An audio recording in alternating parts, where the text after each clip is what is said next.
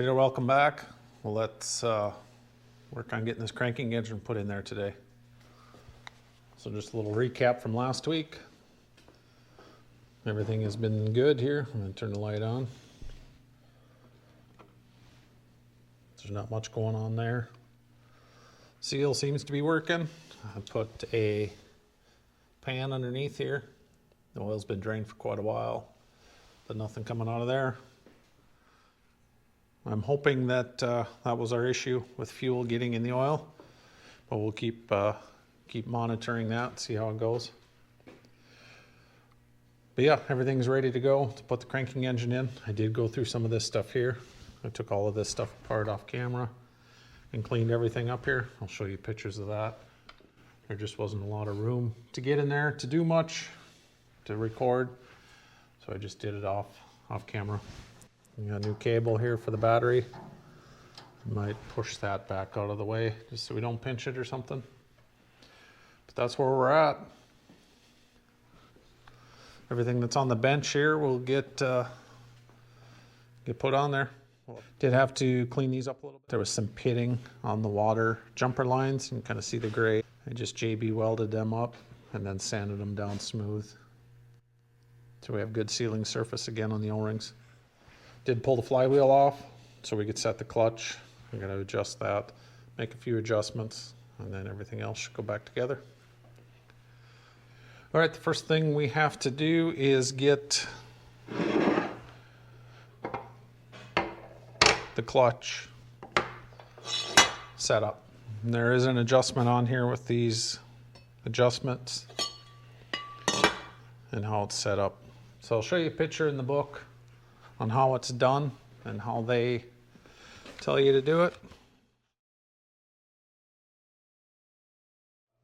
Well, it's in there and it's on the engine. It kind of gets to be a struggle because you're fighting spring pressure and all that and trying to set your adjustment. So I cheat a little bit and I'm just going to do it on the bench here. We'll just put it all together.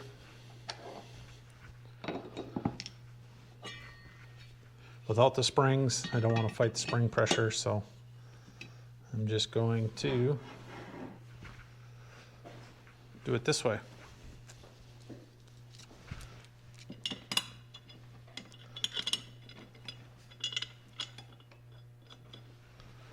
I'm not going to put all 6 bolts in, I'm just going to do 3 if I space them out properly. And in the book it says to adjust, taking a flat edge like so, and then measuring up 5/8 of an inch on each one. So if you were doing this on the engine itself, each one of these would be pushing up and then you'd be fighting, trying to get a good reading on all of it. I am going to, like I said, I'm going to cheat a little bit. I have this plate, which is just under 1/2 inch thick. It's 485 thousandths. But that'll sit on there. That'll hold pressure on all my clutch fingers. Like I said, it's 485 thousandths. I have a stack of feeler gauges that equal 140 thousandths. And that's my 5/8 of an inch, 625 thousandths. And I'll just go around here. And we'll just make the adjustments.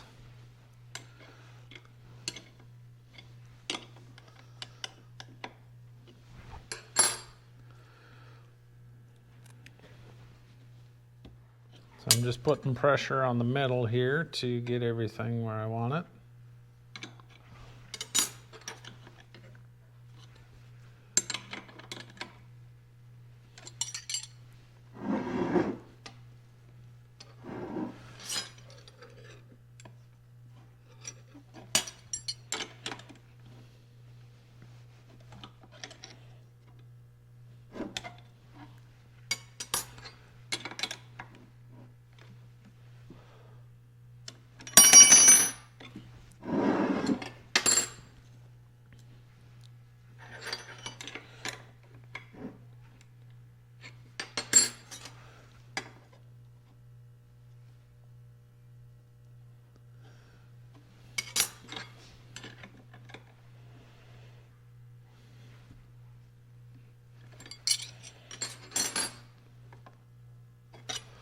And those are the first checks here.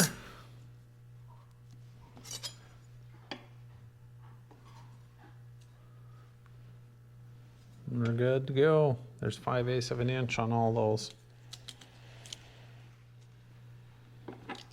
So that made it easier to adjust that.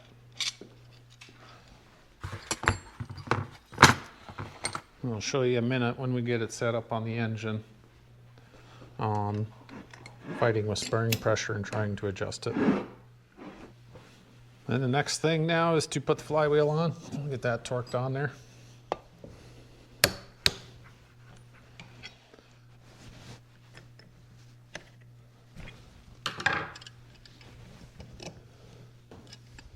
All right, that's on there.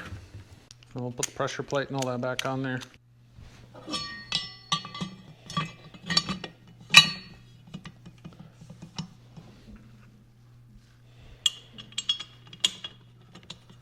And I do have things match marked, so I want them back together here. The same way. We'll verify our clutch finger adjustment here too.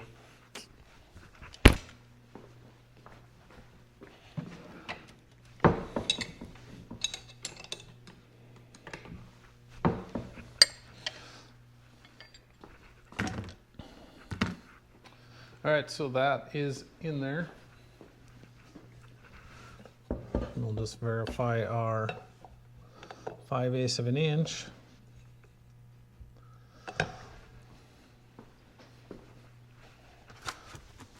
Which might be difficult now because just isn't enough.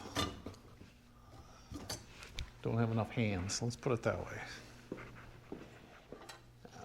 I'm struggling, yeah. No, that's good there.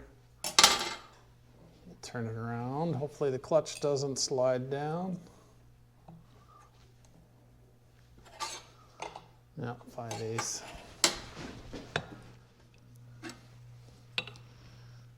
And we got 5/8 again.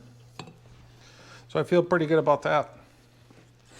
But I'm gonna put sealing wire on there. Bring you back when I get that wrapped up. Hold tight. All right, we're all good here. Sealing wire's on. Bolts are snug, everything's good. Next step is to put this in. We're all set up here, everything's good.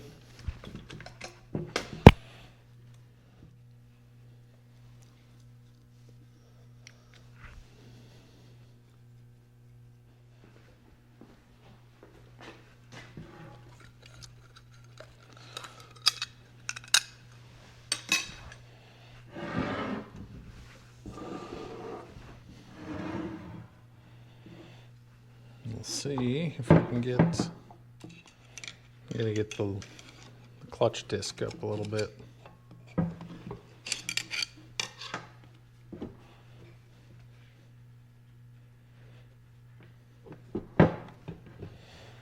There we go, that's in there now.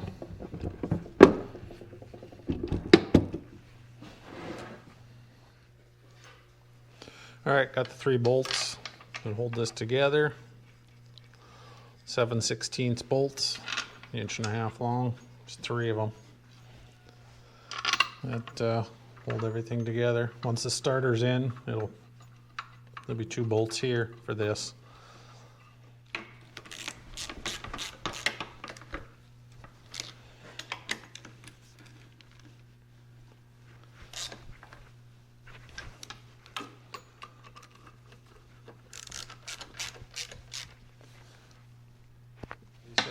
So I do have everything set up here. Transmission's on.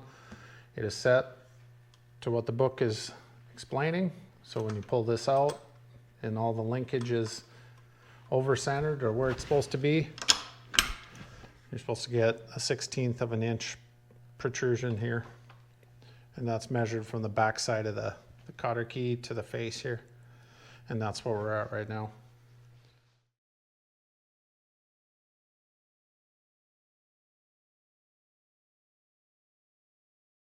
I think we're set up to put it back in the tractor. So I do have the hood off, nose cone, all that stuff. Everything is ready here. Got the new seal put in. The dash is off. Should have enough room for everything.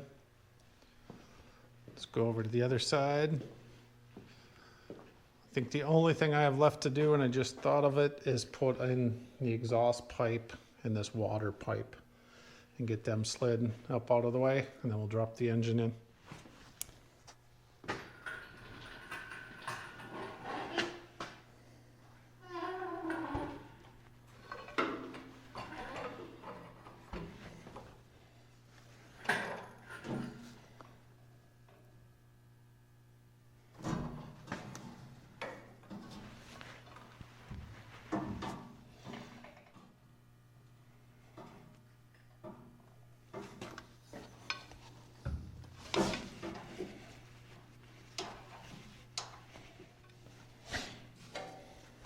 Well, I do believe that everything's good here. It's sitting down where it's supposed to be. Put some bolts in there.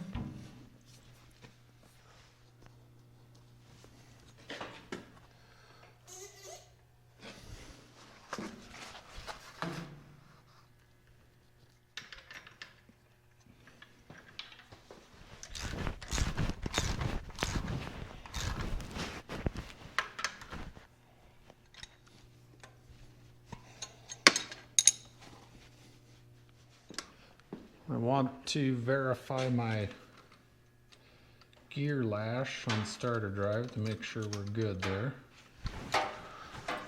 So you can see I just have a little bit of gear lash in there. I'm still got to put a cotter key in. I forgot about that. Yeah, we have some gear lash set.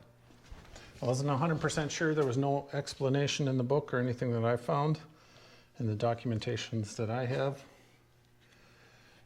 I should have showed it earlier before I put it in there. There's some shims underneath there.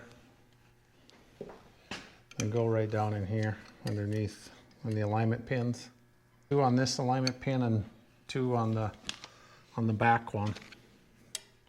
They were in there when I took it out. I know this is a different cranking engine, but I went back in with the same setup.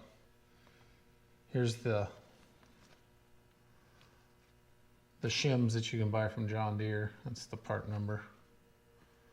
The 24H1321. They're just little shims. But I feel good with where it's at right now.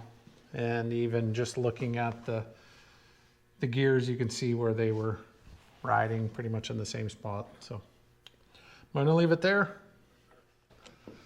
And we'll just keep plugging away on some of this stuff here. We'll get the engine hoist out of the way.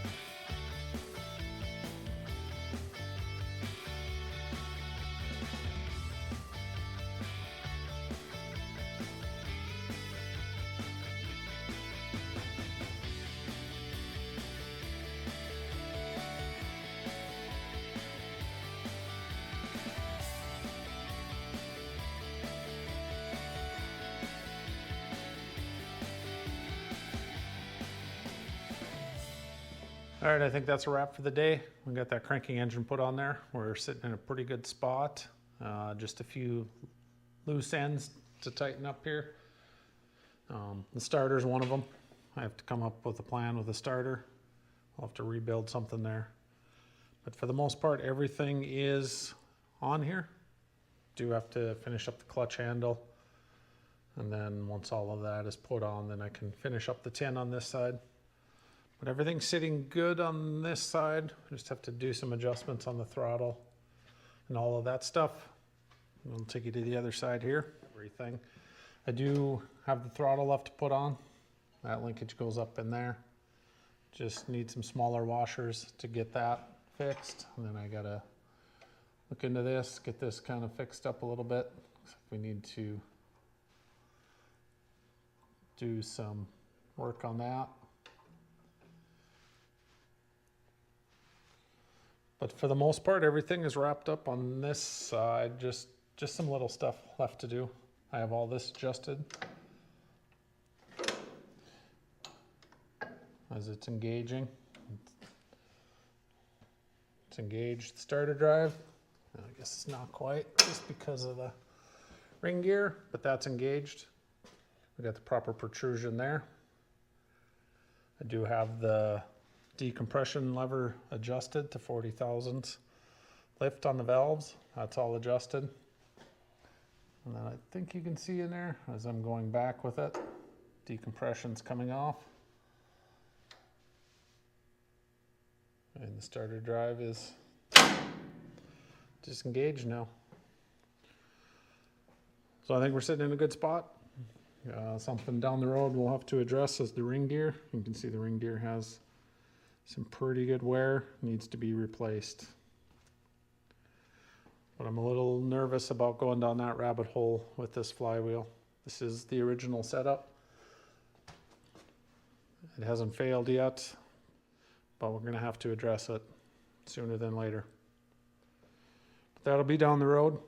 Here's the starters that we will have to look into. This is the one that came off the tractor. This is off an early model. And then this is off a later tractor. This is the one that was on the cranking engine. I don't know what the story is, why they soldered that on there. Should kind of have this same setup like this, the switch. But between the two, we should make something work. That'll be the next video to get one of these going, and then we should be able to possibly start it after that once we get that put in there. I'll finish up all the loose ends here to get it ready to go. We'll get water in it. I'll have to put oil in the big engine. Get the gas tank mounted back up here, get that hooked up, and we should be good. I appreciate you watching. Have a good day.